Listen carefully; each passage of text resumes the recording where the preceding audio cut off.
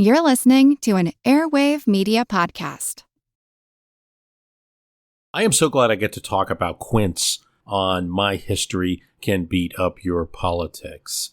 I have a pair of blue jeans from them that look better, hold up nicer, and fit better than many of those jeans with the brand names that you know about, especially because some of those key brand names just aren't getting it done these days the way they used to.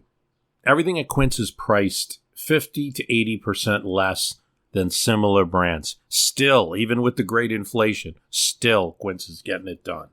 Elevate your summer wardrobe. Go to quince.com/myhist for free shipping on your order and 365-day returns. Now available in Canada too. That's QUINCE.com/MYHIST for free shipping and 365-day returns. Quince.com/myhist. I'm an Article 1 guy, and I just wish Congress would step in. I mean, it's not just Trump or Obama or Biden. It just goes back decades. They're just kind of acquiescing to whatever the president wants. And if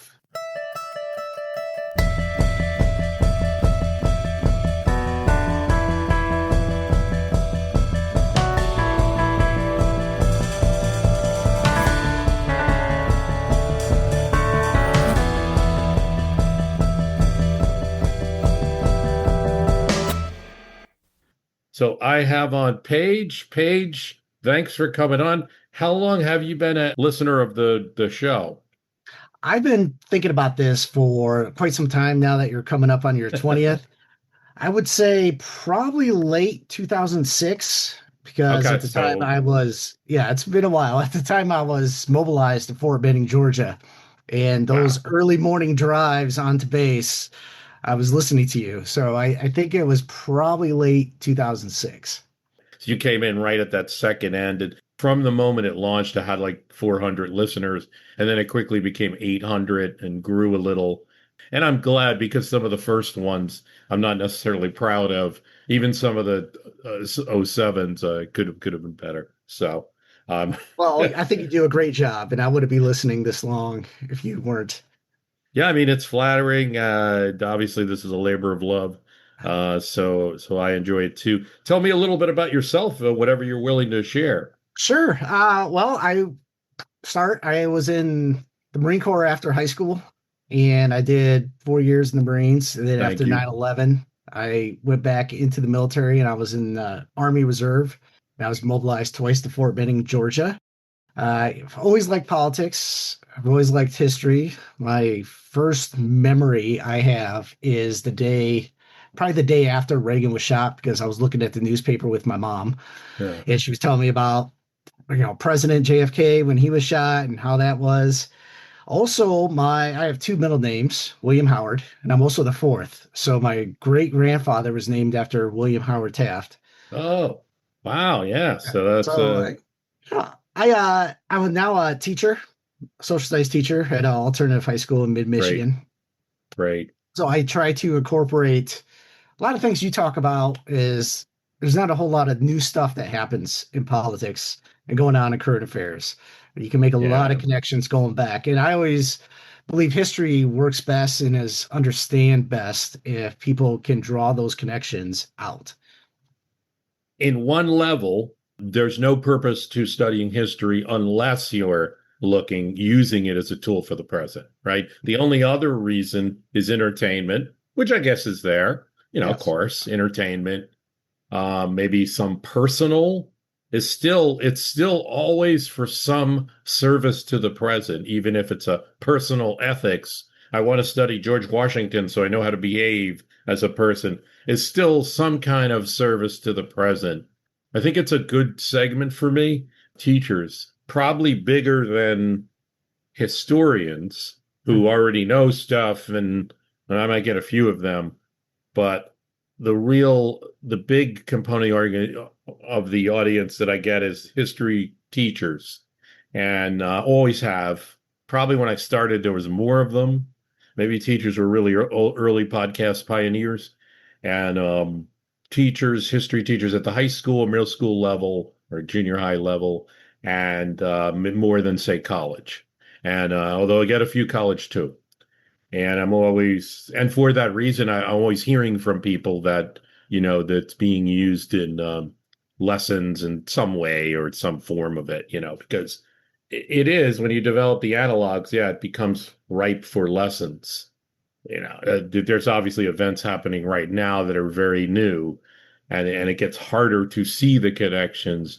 Now, I could ask you a question. How Sure, do you go ahead. decide what you're going to compare and contrast to? Is it stuff you previously know a little bit about, or is there like you looking at something going on and saying, is there a connection I can make? I don't have anywhere to search, that's for sure, for this type of thing. I would have to build it. I'd probably be the one that would have to build that. Me or James Burke, right? Would have to build that if we were doing, if that was to be done. That is interesting. So who to connect to? Yeah, um, it's two things. It's from Reservoir of Knowledge, say, which over time has definitely increased for me. I mean, I always loved history. I was always reading history books, always politics, history for whatever reason. So if it was there, I had a good reservoir of knowledge, and it's obviously gotten a lot better over time of doing it. And then the second thing to say there is that it's kind of working in reverse. So I would be reading something and then saying that would be a good episode because when I'm reading the historical item, say, wow, that's a compare. I mean, example is I did the one about politics and margarine, Mhm. and that was reading the Grover Cleveland book and just it screaming out that his dealing with margarine. So margarine, when it enters America, is this, think of it this way, but it was this dangerous thing for the 1880s because it was directly attacking the butter product of American farmers when agriculture was a much larger percentage than it is today. And so this margarine, this kind of foreign product, this non, butter product entered the market. Now, if you believe in free market, we should just allow it. Grover Cleveland comes in as president, and in addition to being a Democrat, he really is a kind of free market, as close as you get to a libertarian president as you really get. Ron Paul and Rand Paul both use him as historical comparison. Now, like anything, it doesn't totally work, and he used he certainly used free market a lot. I mean, now free trade, that was Grover Cleveland. So here he is, and yet the Democrats' constituency, particularly then, was farmers, and he had to do something. And so he had to enact legislation to prevent it. And he would kept saying things like, this is not my nature and all this stuff. But so the comparison to like libertarian issues today and how difficult they are when you actually start governing sprang out from the pages. Yeah, and that's just one example of many. So it is a lot of times that reverse. I'm usually able to find something, build it out. Sometimes you have to discard it. You look and say that's just not enough there to really make this comparison.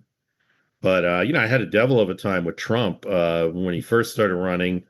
But to me, I've really settled on Huey Long as the closest example. I actually plan to do a little series. First, I just thought, well, he was kind of a wild guy and he said crazy things or whatever. So, and he almost, had a decent chance of becoming president. I don't think people realize how close it was. Not Well, only that, but in 20 or 36, had yeah, he ran as some sort of independent, that would have gave a leeway for a Republican candidate to come in. absolutely would have taken votes from the left. It's a weird left, but it's definitely a left. Mhm. If Huey Long would have been about spending more money when it Especially comes in to. those southern states, Mhm. he would have had, I think, a Absolutely. big effect. Well, he always claimed like he would brag, and this is where it really started. And again, like then you start investigating, and you either get farther to the comparison, or you get farther, or you get closer. And I got a lot closer with you. In fact, I definitely plan to do a little series on him because he would take credit. He took credit for the 32 election. he would say, like, Roosevelt owes me. I went up and campaigned in South Dakota and all these. He campaigned in states that, uh, you know, were not his southern area, but he felt that his message could reach out to a wide amount of people, and he took probably more credit than he deserved. But and if he went to a town in Louisiana, he would target the powerful person because he knew there would be enemies in that town. And he would bring in his megaphone and wagon and early PA system and just talk crap about that guy, that boss. And this is a powerful person. And people are like, you're crazy. But you also found that they had a lot of enemies.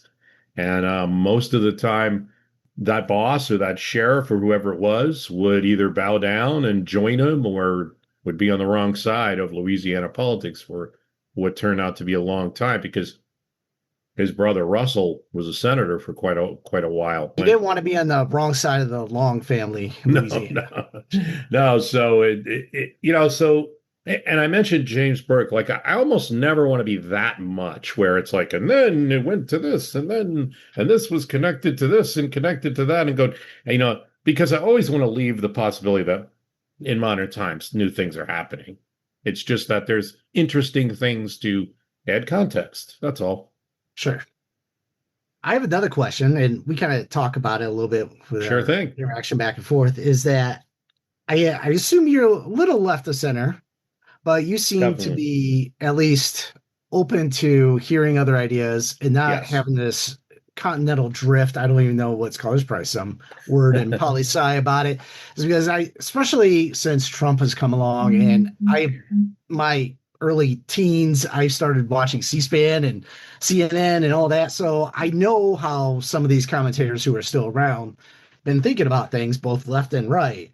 Now that Trump is here, it seems, I think a lot of it is there's a monetary element. So you want to get more extreme with your views and how you portray yourself in order to capture that audience. And how do you, as somebody who has some sort of monetary stake in this, prevent yourself from going one way or the other? Yeah. So great question. And you're absolutely right. It's kind of a centrifuge that has occurred, particularly I think it began, say, Reagan years. And then the 88 is when Democrats caught up with Republicans on all of this kind of like smash mouth, hard fighting politics. And so it became, in all of politics in like 88 forward and more and more each election. So definitely the Clinton years, definitely the Bush years, definitely Obama. And I mean, just gets, and now you're in Trump. And so it's polarizing, meaning that I think the biggest thing that I've noticed, and it's even more in the second term of Trump, is the amount of people who are like, it's just verboten. Why are you even talking about this man? Don't even talk about it. Seal your lips.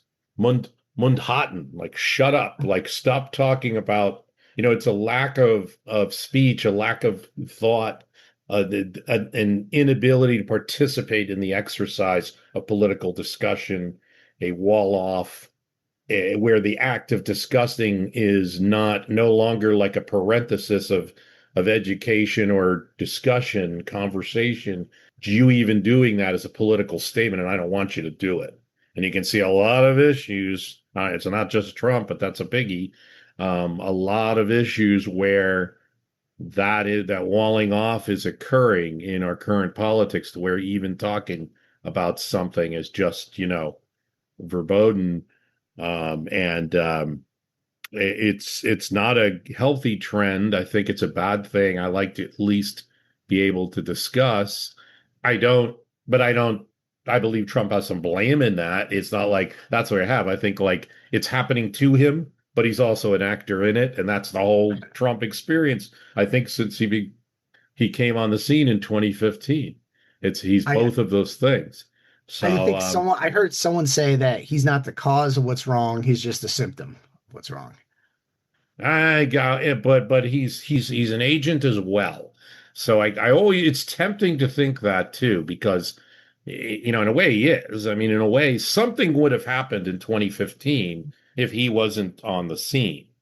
So it's very hard to think of him just as a kind of a passive figure. But I do think Absolutely. I would never say Trump is passive about yeah, much. no, no, not So passive, but he's a symptom of, yeah, like something would have happened by the time you get to 2015, where that divisive that, yeah, it didn't have to be him, but his nature works well with social media. That's really, to me, what it is. He was very successful in tabloid media prior to that. He was very successful in kind of local news TV. I So, think everybody knows, but few bring up about how comfortable he is with the camera, both seeking yeah, out the camera, knowing how to play the media. Going back to 2016 when CNN had yeah. that Trump podium on for 2 hours, waiting for him to step out, and it was just free advertisement for him.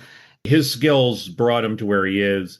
I used to say there's nobody else that can do it, but you're starting to see a few players on the scene. I mean, Elon Musk is one of them, but even in a sense, he can't do it because he can't complete it the way Trump can. But he can very much stir up. I mean, in the UK, Elon Musk is totally stirring up all kinds of issues. He's a very big figure there. For some reason, there's a lot of interest in UK.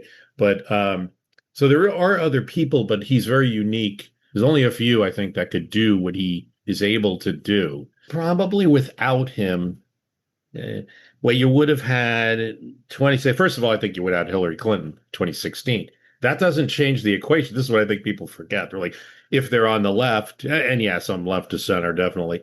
It's like, oh, what a great tragedy in 2016. If we didn't have this, it would have been Hillary Clinton as president. But I think what people are, and I understand that. Certainly life would be different.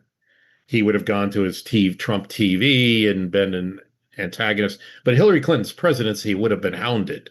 I mean, it would have been still a very tension-filled politics. I don't think just this wonder world of liberaldom, it would be hard to get anything through Congress for her. Not a very popular person. She just really isn't. She's a great policy, great mind. Certain groups she can appeal to, but the Yeah, she most, definitely lacks the political skill and finesse her husband has. yes. And I believe in New York for the Senate, she was able to maneuver enough, and she just do that little bit. They really brought her out because they thought Giuliani was going to be on ticket in 2000. Now that would have been a race, but she ran against Rick Lazio and beat him by 10. I'm just trying to get the sense of, like, let's say no Trump, what happens? And you have like the Tea Party elements. So you're going to have this two Republican parties still. What probably, though, without a Trump figure, sides of the Republican Party remain fighting each other instead of one winning. I did just want to say two things I think people undersell. One is Obama's strength as a Midwesterner, being a guy from Chicago, which is rare. Iowa, Indiana, those pieces start to fall, in addition to Illinois, which is a fairly Democratic state. With Trump, people are forgetting in their rush to, obviously, because there's so much going on with them, that he's originally a New Yorker. And for Republicans to run a New Yorker is such a novel thing, because I think the problem they were running into after Bush is Southerner problem. The cowboy hat, accent, extremely religious, not working in the North, in the Midwest. Well, if I could give a little bit more of my background, I was Do it. heavily involved in the county Republican Party in Genesee County, which is the county Flint is in, where I live. Mm-hmm. And in 2016, we had an executive member call up the Trump Tower asking if Trump could come out for a fundraiser. And this was early 2016. And he got a phone call a few weeks later going, yeah, Trump will do this after he declares his presidency and come out. So early August, well, actually, this was 2015. Early August 2015, we had a fundraiser in Birch Run, a little north of Flint. And listening to him talk, that was the first major extensive speech I listened to Trump talk. And I said to the person sitting next to me, I said, this man could win Michigan. And he went on to win Michigan. Mm-hmm. Not saying I'm some prophet and I have no way to prove that I actually said that. But he was talking about things that Republicans did not talk about. Talked about the disruption in the manufacturing industry, talked about how China is heavily investing when the United States isn't, talked about how the military isn't being used properly and being used too much. So there were a lot of issues he brought to the forefront in the party that really changed the direction, I'm sorry, of the party since that time.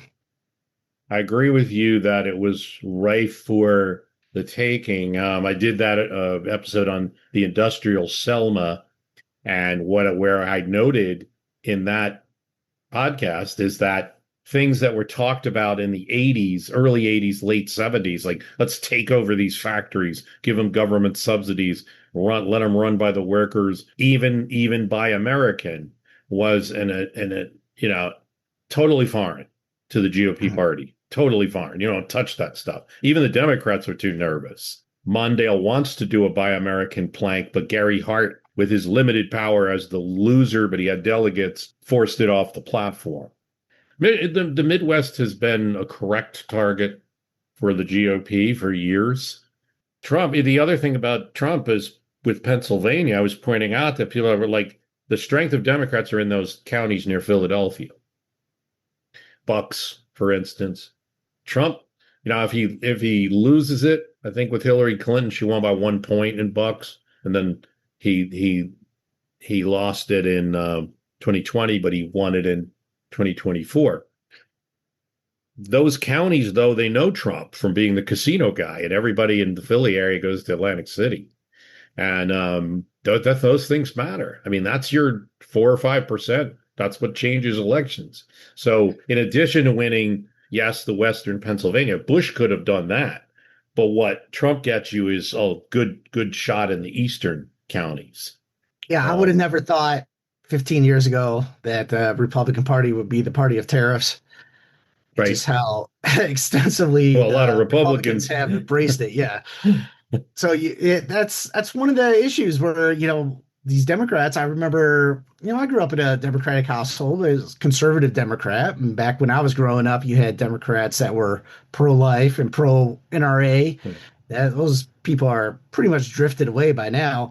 But I would read the circulars coming and the literature coming to my parents' house, and it was, we need to protect American businesses. Tariffs are the way to go. And that was the Democratic message in Michigan, going back decades now. That's been so disruptive that even you have liberal Democrats in the state talking about how horrible tariffs are. One reason is because Trump, and I think tariffs implemented the way Trump has implemented them without the numbers, the percentage, just randomly, and things are being added, things are being reduced. I think tariffs can be a good policy to get either companies or countries kind of do what we want, a little bit of a nudge, but just to the way it's been handled without any buy-in from Congress, I don't think is a good way to do it. Study and play come together on a Windows 11 PC. And for a limited time, college students get the best of both worlds. Get the Unreal College Deal. Everything you need to study and play with select Windows 11 PCs. Eligible students get a year of Microsoft 365 Premium and a year of Xbox Game Pass Ultimate with a custom color Xbox wireless controller. Learn more at windows.com/student offer. While supplies last. Ends June 30th. Terms at aka.ms/collegepc.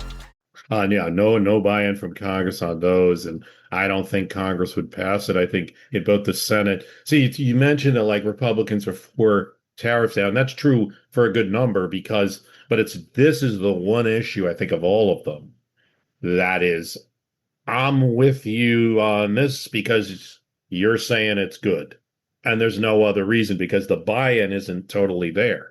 And I have encountered a bunch of, I had a coworker who I got to see him during the 2 Trump presidencies, let's say. The first one, he was vociferously arguing for MAGA and Trump, and by the time the second one started affecting his business. So now he's an anti-Trump GOP, and it's all because of tariffs is the sole issue. In its essence, it is a more liberal, democratic, taxing government. It is the ultimate use of the government, federal government power.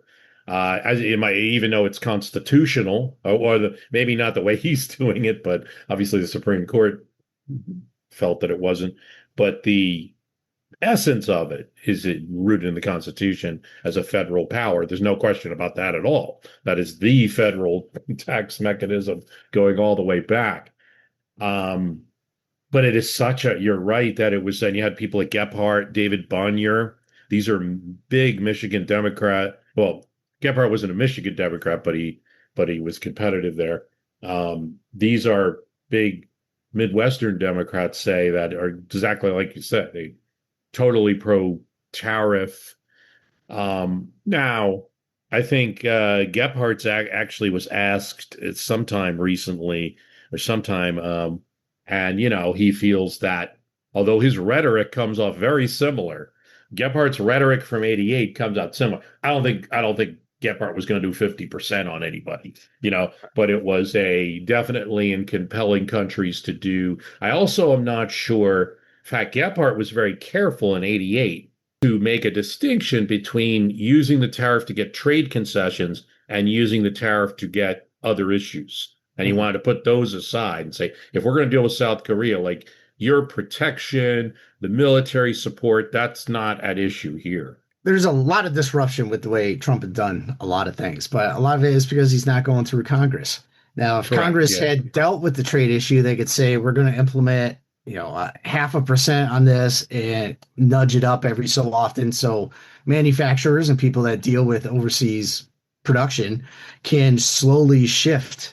You can't just go from 100% getting everything from Denmark or wherever he's putting a tariff on and then try to find something stateside that you can fill that gaping hole in your production with. That's where I have a little trouble with it because of the building American manufacturing side. But I do understand where that can be a lot different in a place like Michigan, where you're still got some of at least the land reserved for industrial use. And we're not talking about like in New Jersey, you take like here, you would be ripping down residential areas to build any more factories. We've fought so hard to get rid of those in multiple ways. The towns that used to have them, there's a few. Just had a massive fire in a town, Bellevue here, that was one of Jersey's last kind of industrial towns, which highlights that there is a danger to manufacturing. There's pollution and there's all sorts of problems that come with it. Today's manufacturing may not be high paying, so you might get a job, but it's not the kind of, and I think that, absolutely. And if you take the union out of it, Democrats are going to be a lot less interested in just supporting manufacturing. And then even you bring those factories back, so much is automated now. Correct. Yeah, my dad and my grandmother both retired from General Motors. And my dad, until they cut back, he was one of thousands of people working one of 3 shifts at the factory plant up until the mid 80s when they cut off the 3rd shift. But there was just the amount of people who would work in these jobs that now even you have production is still happening in Flint and Michigan, but not the amount of people you don't need anymore. No, you need a guy that can do calculus. No. That's what you need to make sure that the robot fix the machine that is building the cars. Yeah, absolutely. Yeah, and it's even the repair is going to be a lot of computer work, and so it's not as much. And there's multiple problems. So one of the things, like, people aren't so aware of this, but Bush came in, and since in 2000 he turns West Virginia. This is novel for Republicans. So George W. Bush says, okay, let's see what we can do for these guys. And the big request was to implement a steel tariff. Well, he did it and quickly found that the guys in Ohio and maybe Michigan were complaining that, okay, you're helping West Virginia with your tariffs, but now for the steel that we need to make products, because we still have other parts of the manufacturing process here, we need steel, and we need it to be a lower price. The reality, though, is that you're right. Congress could implement tariffs. We have plenty of tariffs. I mean, talk to sugar. I mean, we've had sugar tariffs since the country was around. If I was center right, here's what I'd be worried about. You're creating, and now it's going to be 2027 next year. That's 2027, 2028. Now you're creating an apparatus where the executive branch has a lot of authority. There's a lot of amped up controls. I just saw recently there's something with science that political appointees will be really, controlling the grant process and reviewing it more. And my first thought was, boy, if I was center right person, you are really putting the Atlas on Vance because he's your only hope to keep this going. Otherwise, you have just handed to your political opponents a huge apparatus. I'm an Article 1 guy, and I just wish Congress would step in. I mean, it's not just Trump or Obama or Biden. It just goes back decades. They're just kind of acquiescing to whatever the president wants. And if, like the Dodge, a lot of that I agree with, but none of it went through Congress. So none of it meant anything. Either the laws weren't changed or the next president's just going to come in and hire everybody back, if not more. Yeah, I totally agree. I'm a pretty Article 1 too. Yeah. I mean, so were the founders, the framers, if you ask me. Thomas Paine only wanted that. He only wanted you get the Pennsylvania system where you build an executive from the Article 1, from the Congress, you build an executive council, and you run things. I ran a town for 6 years with the mayor just broke ties. He then did the flag salute, and so it was the council that ran the town, and we were able to do it. I mean, yeah, you get fights. You're not always deadlocked. That's a misconception. You can have a small executive council and run things. We didn't need one person. You're a few years older than I am, I believe. So I remember even during Clinton's presidency, Democrats like Bob Kerrey. I remember the first budget. I remember watching this on C-SPAN instead of hanging out with friends or anything. Yeah, the first budget debate, and Bob Kerrey came down to his vote, and he didn't know if he was going to support the new president or not because he disagreed with what was in the budget. And now that is almost unthinkable of that happening. And then with the impeachment, Lieberman had a lot to say against Clinton, and now it takes a lot going on, and usually a senator losing a re-election bid for him to come out and say anything negative either about a Democrat or Republican if he's part of that party. The speaker's votes that the GOP had after the 2022 election, it's 5 people causing that trouble. Not most of the guys, whether they're big MAGA Trump supporter or other types of Republicans, they were fine, going with the program. There's 5 people, and Democrats, it's a little more, but the squad or the groups, they're growing, but they're not the huge amount. So yeah, you're right. Now the parties are pretty controlling. The House is structured that way. So oddly enough, it's exactly the opposite of what the framers wanted. So now the House is a speaker's organ, and it has been since Joe Cannon, has been since the early 1900s. To break Joe Cannon's power, they needed to create a speaker that had powers to do the reforms, and then therefore the speaker's appointing all these people to the Rules Committee, and that's the control. It's not what Tommy Paine wanted. It might be what John Adams wanted, but it's not really in the way that he wanted it. I think he still wanted this idea that it's the speaker's game and you got to be on the speaker's side. All you really need is 10 votes, and you can pretty much control a Congress pretty well, except for big issues. But that's the problem with a small minority. You don't have a lot of flexibility. You don't have the flexibility. So part of the thing you were describing, where they're kind of letting the executive branch do everything, is twofold. One is they're going to say, well, president's doing a great job. Why interfere? I don't agree with that, but that's their. And then the second is, if they do it, like all the things you're talking about, tariffs, Doge, you take Doge, no way. Even a Republican Congress, no way any of those cuts get done.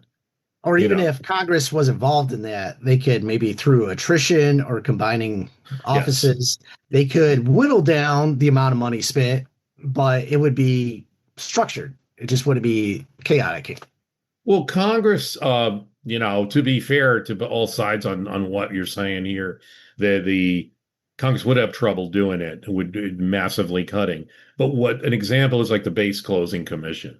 Nobody likes it. So what they did is Congress, like anybody, is going to have to subgroup to somebody and say, you have the power and all you can do is up or down this. And that's how you limit a legislative body's power and enable them to get some work done. Because the otherwise you have all the Congress voting. They're never going to close any base because it's like everyone's got their precious. But the base closing commission does two things. One is that, and the other is it allows a congressman who loses a base to say, I tried, but the boys downtown, they just, it's like, come on. That's why Congress doesn't vote to raise the miles per gallon. It's all up to the president because they don't want to take the vote to say that they made their cars more expensive. They just say, I had nothing to do with that. You're absolutely right, Paige. I think this is a real, you're on target with this criticism, and my being whatever ideology, doesn't change this for me. I would much rather take the chance that I lose a congressional election and things don't go my way, but the Congress acts and debates in an active part of the government like we should have, and just leave to the executive branch the very true executive functions with a lot of oversight and guidance. That's another component, because the new thing, which wasn't really present before, is that Trump can ruin GOP senators in primaries. Which is totally. Trump has no love, I think, no deep-seated love for the Republican Party. So if he comes in, destroys a good candidate in the general election just to win in the primary, I think he's happy with that.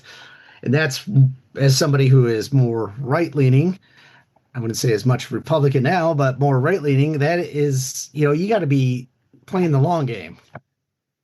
Yeah, and now to be fair, he does make some choices. Like there are times when he'll pick an establishment figure over what he doesn't like, and a person like that is appealing to him. But what you're not showing him is that you have a base. So yeah, Ken Paxton, kind of like last minute, oh Trump, you're great and everything. But he also showed that he has ground game. That Trump's not an idiot. He's not going to he's shown a little savvy with it, and sometimes he has made bad endorsements. That's the thing. He's only got that control if he has the House and Senate. The minute that he doesn't, his control over primaries doesn't get him anything in government anymore. I mean, he can, and maybe governors, maybe he'll shift to governors and try to do things with states, but well, the clock is ticking on his presidency. So that's how anybody feels about him. You have 2.5 years. 2.5 years, and under normal circumstances, I would say, for if this were normal, a president like the ones that we've had so far, Obama or what have you, I'd say, guys, just wait it out, and things will be different. You might be a Republican, but even that Republican might be forced if things are really that bad and he's that unpopular, and the policies are unpopular, you're going to get at least a George H.W. Bush type change where it's like a change without the party change, where Vance or someone else is forced to say, whoa, I did that when I was with him, but now I'm, that kind of thing. The only wrinkle in that is the notes of something else that keep entering conversations, and it's like we're going to send troops to the polls, or I'm going to intercept the mail when the vote ballots come in, or things like that get people reasonably afraid over, sure, we could just wait it out and democracy does its thing, but it's sounding like we're not going to get a chance maybe, or not that we're going to cancel the elections, but that could see disruptions in certain counties. That I could definitely see. And so there's worried about that. Well, worst case, it's only 4 years. Right. Or 6 with the Senate, but then you have 99 others to. Well, the Senate is designed, as you know, it's a design, right? The framers wanted that for that exact reason. They wanted that person to be less scared. And even in 2026, it works almost exactly that much. Proud people who can stand up to a president, except in the 2 years before the election or whatever. Not enough Article 1. And, I would really love Congress to expand the House of Representatives. I That used might to help. say, I always say maybe, 10 or 20, but now the older I get, the more radical I get. And I'm like, a good 200 more would go a long way to alleviate a lot of the gerrymandering going on. You would have more localized groups of people who are living in close proximity, having a representative that will reflect their district and You their know, wishes and their wants. I think it would be a lot of chaos going on, and House members don't want to give up more power than what they have. But that's my hope. That's my wish for that to happen. yeah, I agreed with everything you just said.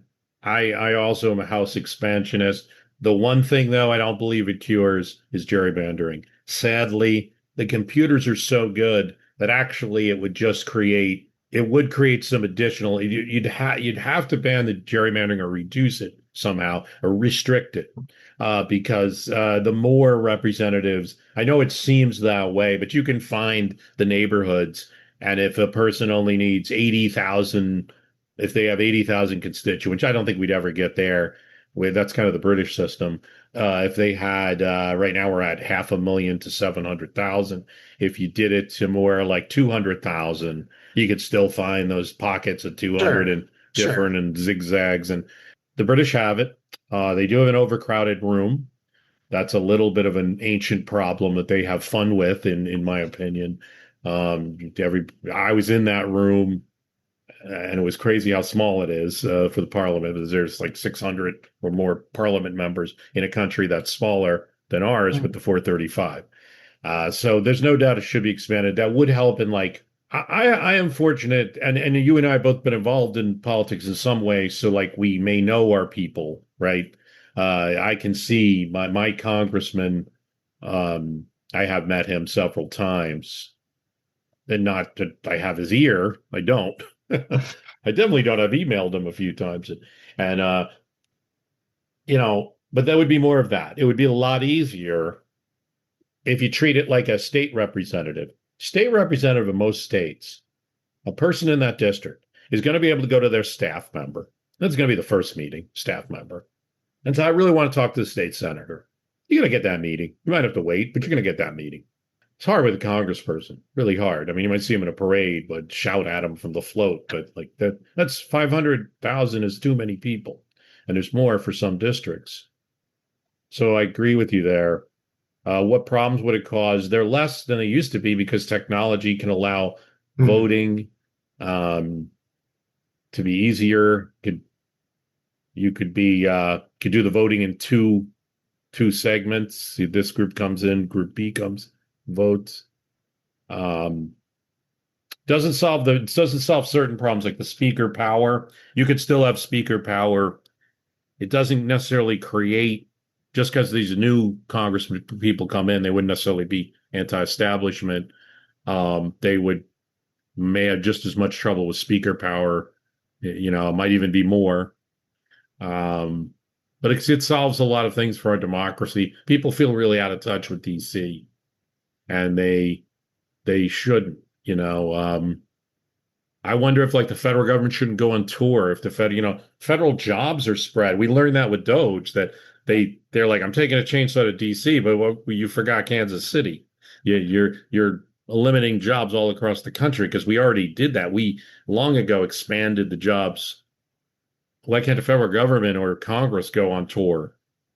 And okay, we're going to be in Indianapolis, and yeah, you might have to make arrangements. So you got to think about things like that. How can we bring the government, and particularly the Congress, closer to the people? There's probably no answer that we can get to.